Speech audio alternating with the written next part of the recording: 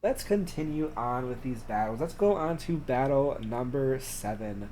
The first team leader of this battle being the Goldenrod Gholdengos, led by Mars, playing for Goodwill, currently 6th place at 3-1, looking to get revenge now after having their first loss in any regular season play that I've been a host of, at least. Um, yeah, the team being just a really strong contender.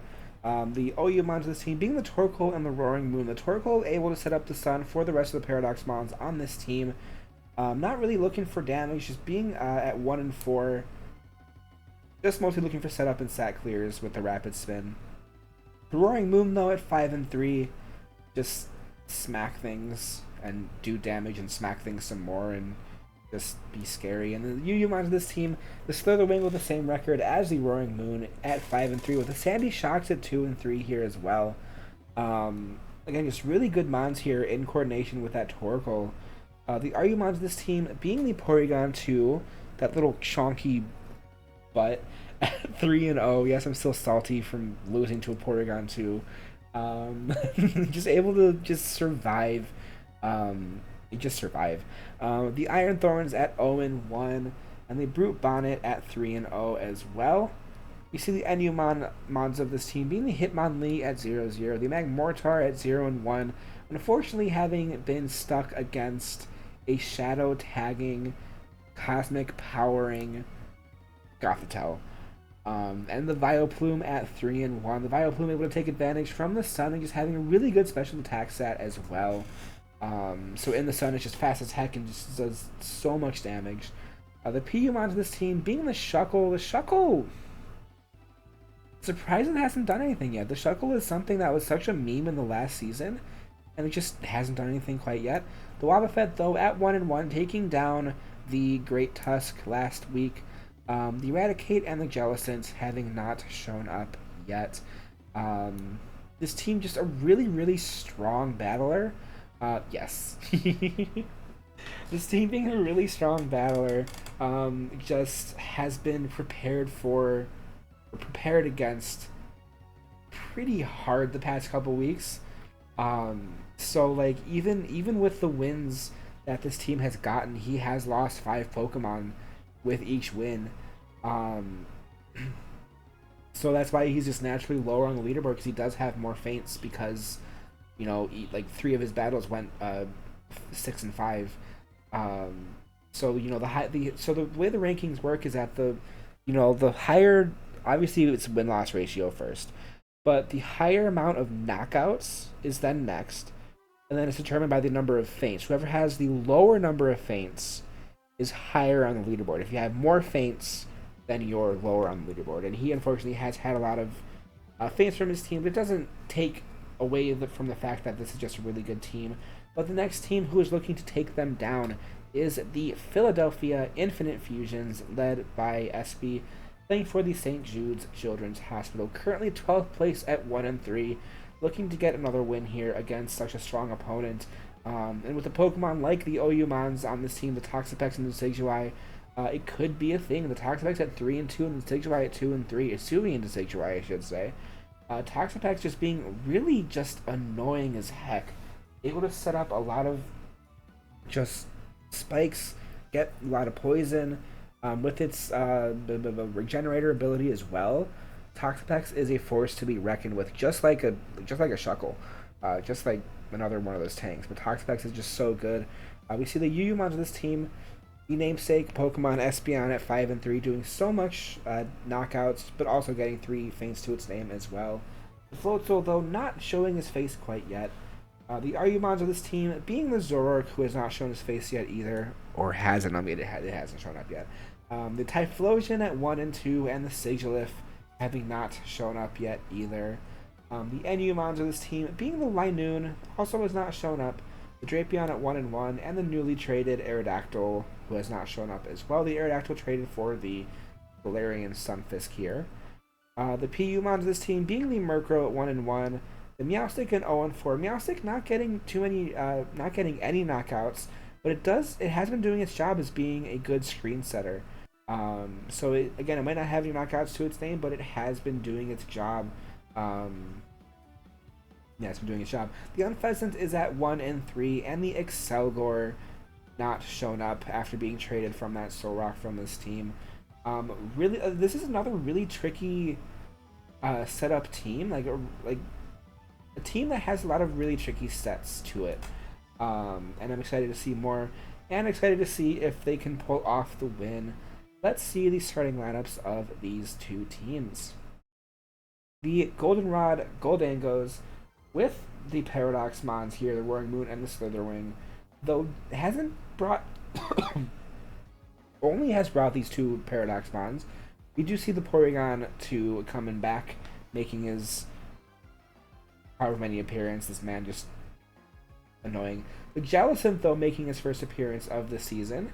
And we see the Torkoal and the Vileplume here coming back as well. Torkoal, again, really being really good for Vileplume, Roaring Moon, and the Slitherwing.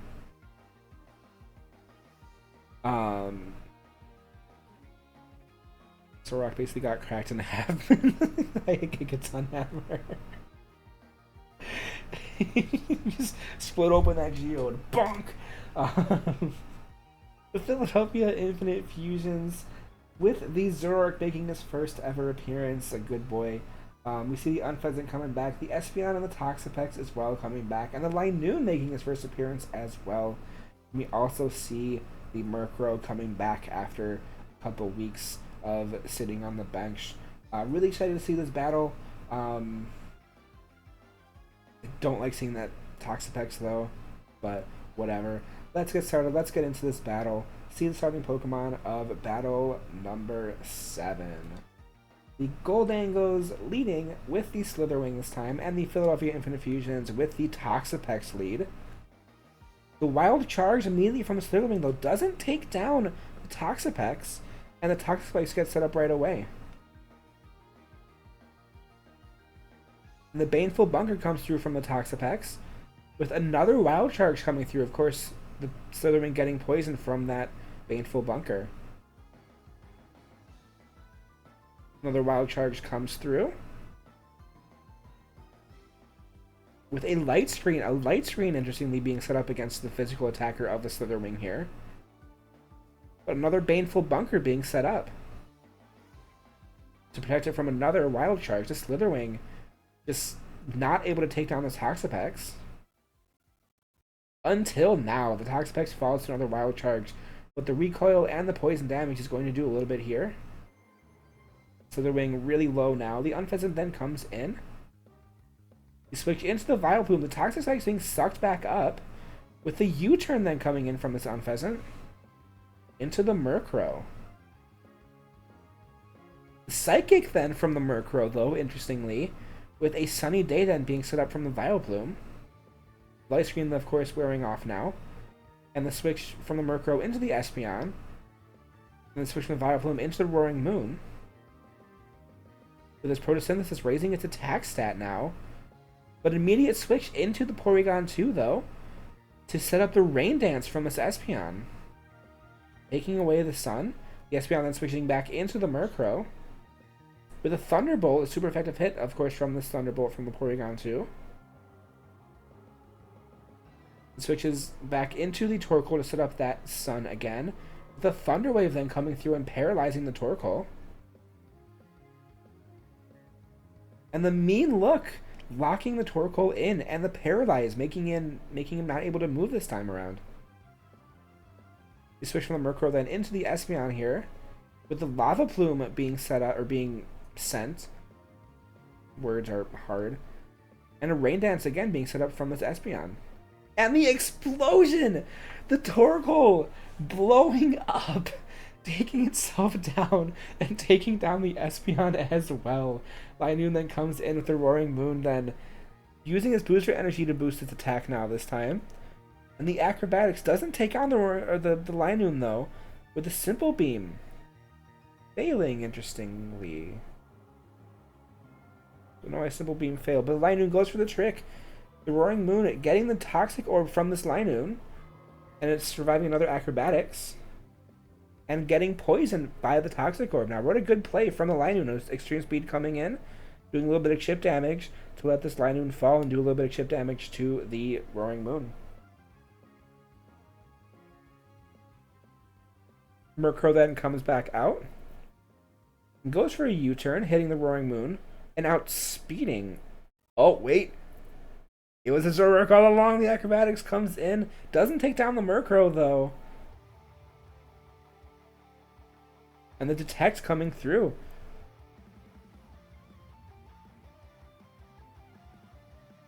Roaring Moon almost falling from the toxic damage. Switching out into the Murkrow again. Gasp. The Zoroark getting out of its illusion with the Toxic, taking down the Roaring Moon. Slithering then comes back in to replace it, with the first impression coming through, the Zoroark falling to the Slitherwing.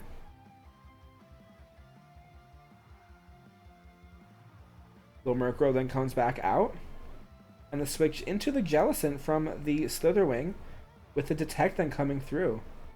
Now, obviously failing, the Thunder Wave connects to the Jellicent. The Jellicent going for a Pain Split, healing the Murkrow back up. Interestingly, with the Will-O-Wisp then connecting onto the Murkrow. Another Detect coming in from this Murkrow. And the Jellicent getting paralyzed.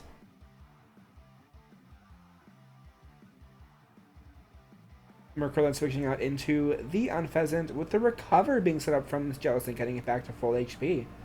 Night Slash then comes through, critting the Jellicent, almost taking it down, but not quite. Will-O-Wisp then connecting to this Unpheasant, the burn cutting its attack stat right in half.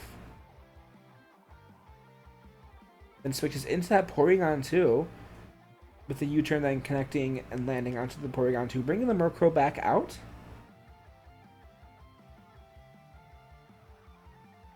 And the Thunder Wave connecting to the Porygon 2, paralyzing the Porygon now. With a Thunderbolt then coming in, taking down the Murkrow. This Unpheasant left to fare against its Porygon 2, but if it lands one Thunderbolt, the Unpheasant is down. The Night Slash rating only doing 10% of the damage though, and Porygon doesn't get fully paralyzed, takes down the Unpheasant, and the Goldenrod Gholdengos with the win this time around. The Philadelphia Infinite Fusions, though, putting up a really good fight with all the annoyances that they were able to pull off. With, the Toxapex being just annoying, the Murkrow being annoying. Just really, really good showing from both of these teams.